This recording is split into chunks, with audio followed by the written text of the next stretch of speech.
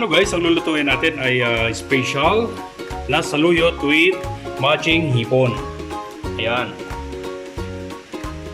Fresh na fresh po yan ang ating saluyot. At meron tayong mga panggisa. Okay, syempre meron tayong bawang, sibuyas, kamatis, at 3 lemon. Bakit meron po siyang 3 lemon? Mamaya ipapaliwanag ko kung bakit meron siyang 3 lemon. So sige guys, samahan nyo ako para i-prepare ang ating mga lulutuin ngayon. So una, kailangan tanggalin muna natin yung mga balbas ng ating mga hipon. Ayan.